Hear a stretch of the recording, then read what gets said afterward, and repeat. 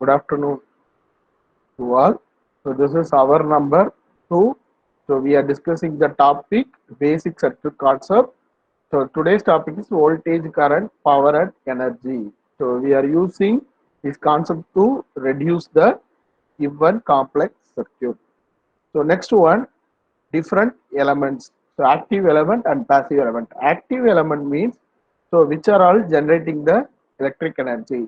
So normally voltage source and current source are called active elements. So passive elements means which does not generate electricity. They are consuming power from active element. So resistor, inductor, capacitor are called passive element.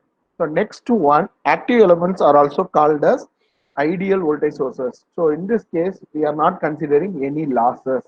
So again, they are also called as dependent sources. So dependent sources means so they are depend on the some circuit parameters. So passive elements can be classified into linear and non-linear. Linear means they are obeying the Ohm's law or they are obeying the voltage and current relationship. Some of the examples are all the RLC elements. So non-linear elements are they are not obeying the Ohm's law or voltage current relationship. So linear element. So linear element, we know our voltage, our current, capacitor, inductor. So they are forming the linear relationship. But diode transistor are not forming the linear relationship. They are exhibiting non-linear characteristics. So next to one, unilateral system, bilateral system. Unilateral system means the voltage current relationship are not same in either direction. So positive means their characteristics is different. In the reverse means their characteristics is different. For example, diode and transistor are conducting in one direction. So in the reverse, they are exhibiting the reverse bias characteristics. But resistor and inductor capacitor are they are exhibiting the same characteristics. So we can reverse connector. They are the terminals are reversed. They are exhibiting the same characteristic. They are called bilateral elements. Next to one, resistance. So the resistance is nothing but the element or the property of the circuit which opposes the flow of current. Okay, the unit is ohm. The inverse of your resistance is called conductance. So how much amount of current is allowable by the specific circuit, it is called conductance.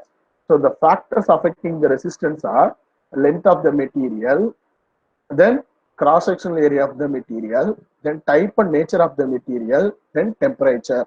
So temperature means, so normally the electric resistance is getting increased, then the temperature is getting increased. So this is only exhibiting linear characteristics for metal conductor. For semiconductor and insulator, the property is different, depends on the material nature. So resistance of the conductor is calculated by this relationship. So we already know it is depends on the length of the material and area cross-sectional area of the material. So R is equal to rho L by A. Rho is electrical resistivity. Okay. So the unit is, you all know it is ohm meter. Then length of the material, A is cross-sectional area of the material. What is AC resistance? So AC resistance means we are including the frequency. So high frequency alternating current, then the effective cross-section area is getting reduced because of the skin effect. So we need to include the frequency parameter when calculating the resistance. Okay, so the actual calculating resistance is somewhat higher. So this effect is called proximity effect. The next one, capacitance. So capacitance is a measure of charge stored in the given potential. So C is equal to Q by V. The unit is farad. So 1 farad means 1 coulomb per 1 volt. So normally they are connected in parallel. So C is equal to epsilon A by D. Again, A is cross-sectional area. D is distance between the plates.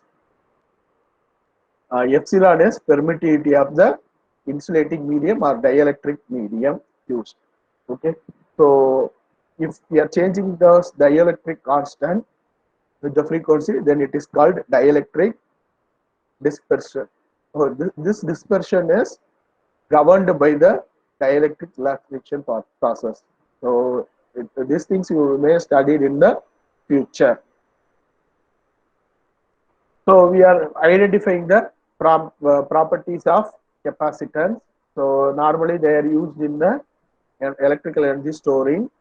So we also call the capacitor as conductors. So we are relating this Q is equal to CV, then I am differentiating partial differentiation, then I am getting the relationship V is equal to 1 by C integral of 0 to T IDT.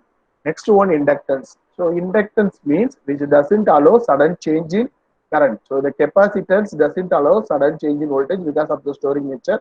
Here also storing is happen, but here magnetic energy is stored. Okay, so L is equal to 5 by I. So I'm taking the differentiation with respect to flux linkage. So flux linkage is L into I. So I'm same differentiation I am doing for capacitor. Then I am getting E is equal to L di by